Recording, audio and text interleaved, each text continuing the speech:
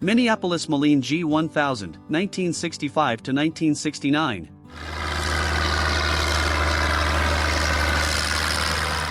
Does anyone remember the feeling of standing on the edge of the woods, hearing the deep rumble of the engine in the distance, knowing that today would be a hard day's work, but filled with joy?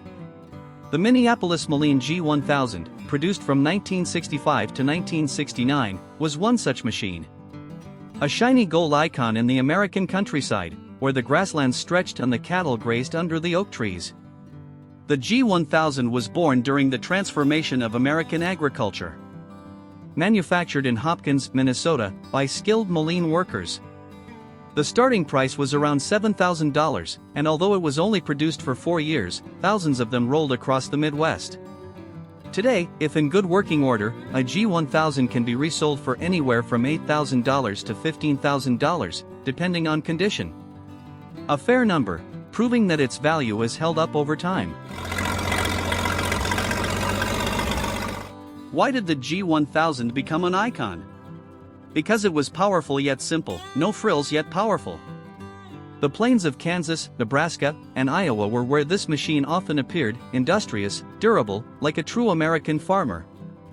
The G1000's biggest advantage was its superior power, nearly 100 horsepower. At the time, there weren't many tractors that could pull the largest equipment smoothly. It could handle wide swaths of land, deep plowing, heavy manure, suitable for farms from 50 to hundreds of acres. I remember my neighbor, Earl, who would call the kids out each season to watch his yellow G1000 start. It sounded like a bull, but a steel bull, he would joke. Earl plugged an old AM radio into the oil tank and listened to Hank Williams as he cranked the engine. The scene, to me, was poetic.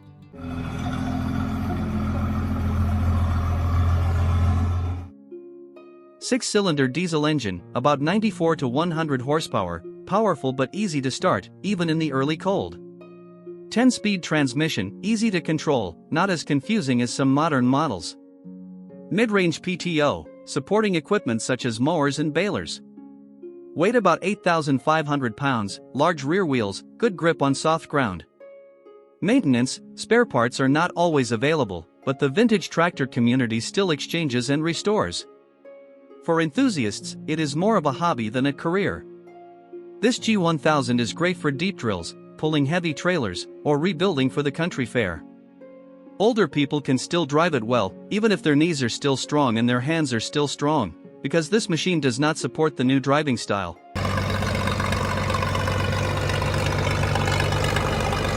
When buying a used machine, check the oil pressure, transmission, PTO, and cooling system. Check for free flow, that is a sign of overloading. But if it runs well, the G1000 can serve for many more seasons. Today, there are still G1000s standing in the middle of someone's yard, like a resting steed. The paint may fade, but the engine still rumbles like it used to, like a part of a memory that will never be lost.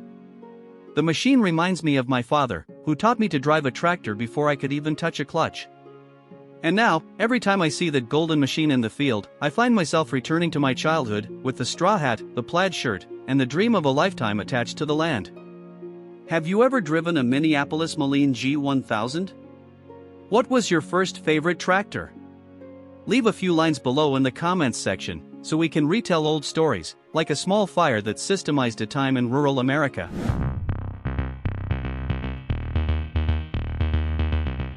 Allis-Chalmers D17, 1957 to 1967.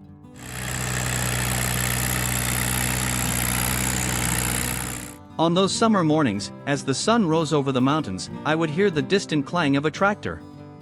It was more than just the sound of an engine, it was the pulse of life in the countryside. Do you remember what it was like to sit behind the wheel of an orange tractor, the ground soft underfoot and the wind carrying the scent of freshly cut hay? The Allis-Chalmers D17, produced from 1957 to 1967, was such a machine. A quiet, scientific tractor, but essential and faithful, a companion throughout the season. The D17 was born in West Allis, Wisconsin, by hard-working Americans. The original price was only about $3,800, a big investment for small farmers at the time, but worth it. More than 89,000 were sold over the course of 10 years, that's the known number.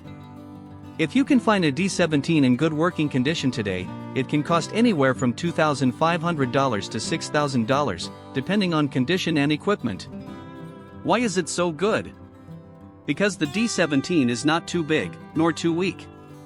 About 52 to 63 horsepower, enough to carry a backpack, run a spreader, do vegetable rows or mow grass.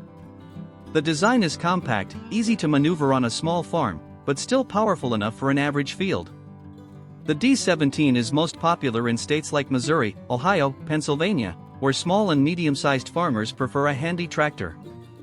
I remember my grandfather Walter, who lived in Kentucky. Every spring, he would take the D17 out of the old woodshed. Add a little oil, put the starter in, and the engine started. "It's like my wife," he said, "slow and steady, never letting me down."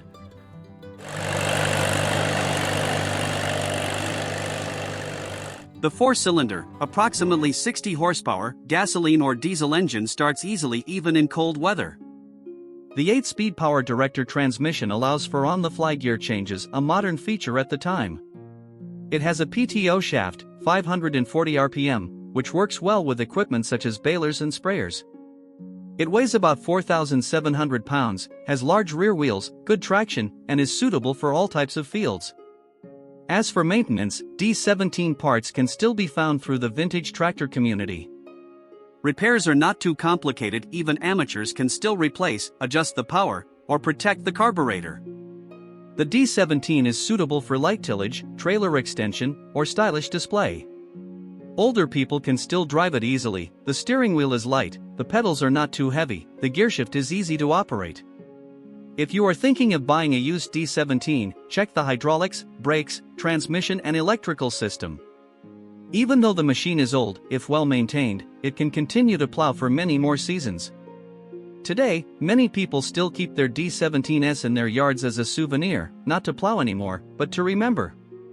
Remembering a time when the land still smelled of sweat, remembering their fathers driving the tractor in the fields, wearing wide-brimmed hats to protect them from the sun, their eyes looking far away. The D17 is more than just a tractor. It is a memory of rural America. Have you ever driven an Allis-Chalmers D17? What was your favorite first tractor? Share your story in the comments section. Because maybe, somewhere in your memory, you can still hear the sound of the Allis-Chalmers engine echoing through the long-ago service seasons.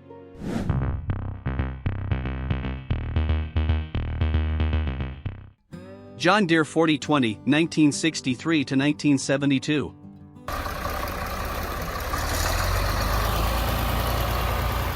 Some things stay with us through life, not because they're flashy, but because they're there when you need them. For me, one of those things is the deep, booming sound of a green tractor. Do you remember?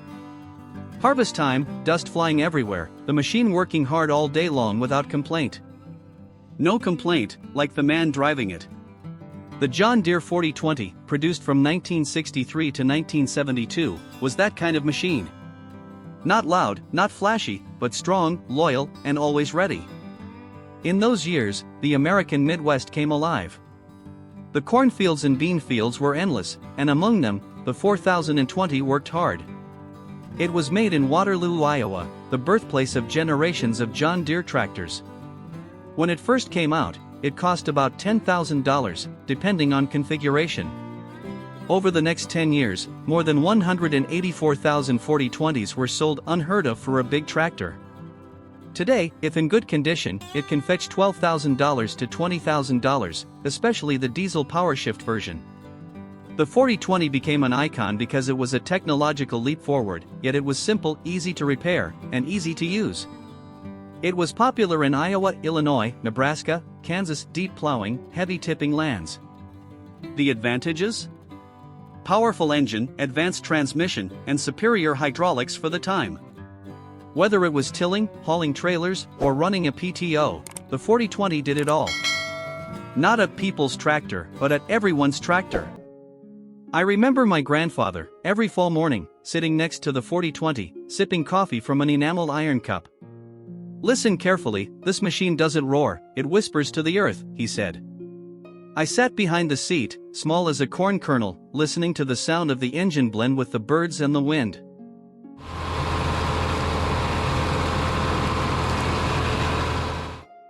6-cylinder diesel engine, about 95 horsepower, strong, durable, easy to start, even on cold mornings. There are two types of transmissions, synchro range 8-speed and power shift, easy to drive, especially for the elderly. Independent PTO, 540 or 1000 RPM, works with many tools. Weight is about 9,500 pounds, large rear wheels, strong grip. Maintenance? Parts are still plentiful thanks to the large JD community. Any mechanic is familiar with this line. Simple electrical system, easy to start if properly cared for.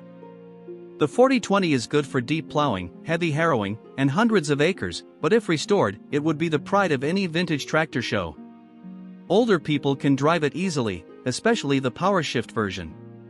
If you are buying a used one, check the hydraulic pump, transmission, and PTO shaft, that's where the most load is. There are thousands of 4020s still in operation today. They don't just run, they tell the story of a golden age of American agriculture. When I see a John Deere 4020 standing by an old barn, covered in dust from time, I don't just see a machine. I see a memory of my grandfather, my father, and myself as a boy learning to drive. Have you ever driven a John Deere 4020? What was your first favorite tractor? Please share with me, so we can keep the old explosion in our hearts, as a promise to the land, to the past seasons.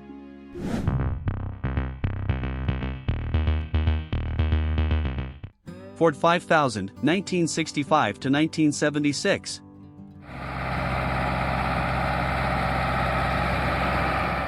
When you first touch the steering wheel of a tractor, build up a little bit of confusion?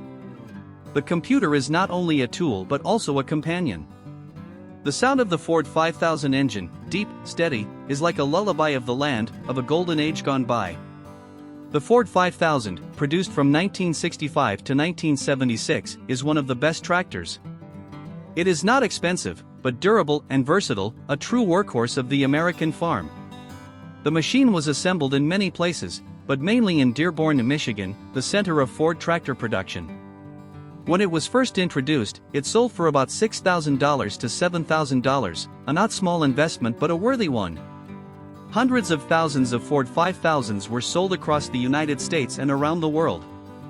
Today, if kept in good condition, the Ford 5000 can be valued from $5,000 to $10,000, depending on condition and equipment. It is still a favorite choice for those who appreciate vintage tractors, not only for its practical value but also for its memorabilia value. The Ford 5000 became an icon because of its cooling power and size. It was most popular in the Midwest and south of the United States, where the land was abundant but not always as fertile as the iron.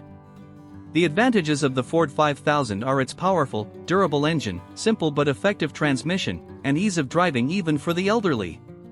It is suitable for many types of work, from digging, pulling trailers to operating machinery attached to a PTO. I still remember one time, my good friend, Mr. Bill, told me about his Ford 5000. This machine is over 40 years old, but every season of service it runs strong, like an old soldier who refuses to retire. He often said that, his eyes still shining when remembering those days.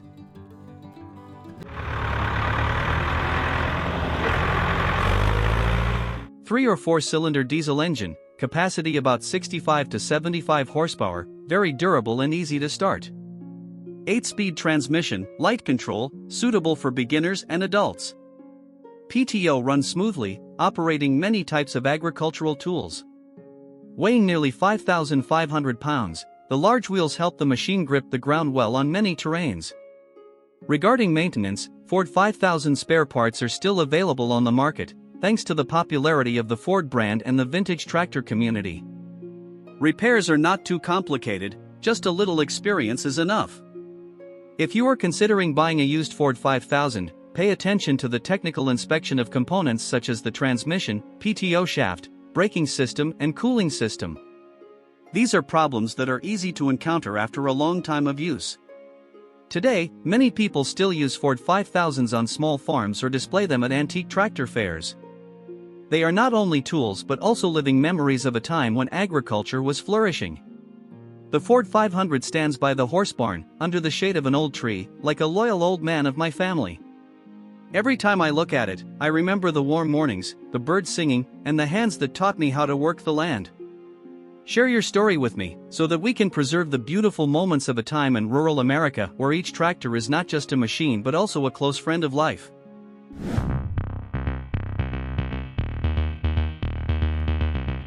Massey Ferguson 165, 1964 to 1975.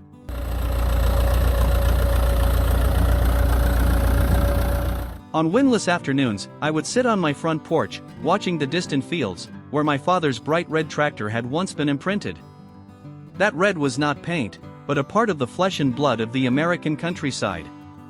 On misty mornings, I climbed onto the tractor, my hands cold but my heart eager, knowing that today I would be working in fields that smelled of new straw.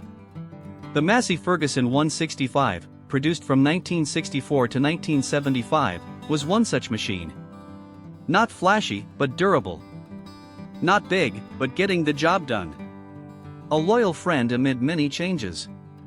The 165 was assembled in Detroit, Michigan, and also in Europe, where Massey Ferguson expanded production. When it was first released, it cost about $4,000 to $5,000, and sold tens of thousands of them around the world. Today, if you keep it in good condition, you can buy it for $3,000 to $7,000. There are some that have been restored to look like new, and are displayed at fairs as living history. Why did the 165 become an icon? Because it was a mid-range machine, not too big, not too small. Strong enough to plow, compact enough to weed, light enough not to destroy the field. It was widely used throughout the South and Midwest, especially in soft soil and small lots. The advantage of the 165 is the Perkins diesel engine, fuel-efficient, smooth running. The steering wheel fits the hand, the gear lever is short, easy to drive even for the elderly. The hydraulic system is strong, the PTO is independent, it can do many jobs that larger machines sometimes find clumsy. I remember my uncle, who didn't like big machines, always said, "This 165 doesn't need to be aggressive, it just needs to run without stopping." He spent his whole life with a 165, pulling plows, running balers, even taking hay trailers to faraway fields.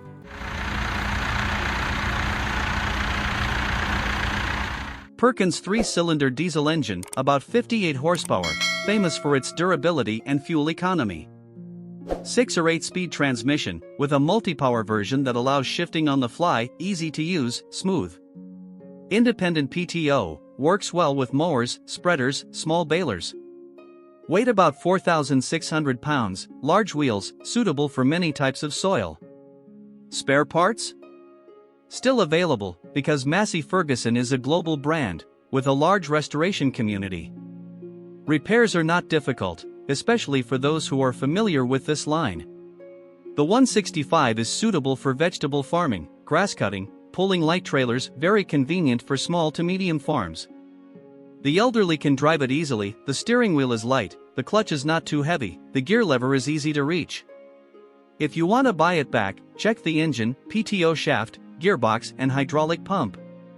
As long as it runs smoothly, it will work for another 20 years without getting tired. Until now, I still see 165 standing pensively behind the chicken coop, next to the haystack, like resting warriors. Living long with the owner, like an old friend who never leaves. It reminds me of my father, who painstakingly adjusted the clutch wire every winter evening, so that the engine would start in time the next morning. And I, the child sitting on the mud of the rear wheel, listened to the sound of the engine running like listening to an old song. Tell me about it, so we can reminisce about the distant past, and the tractors that became part of rural American memory.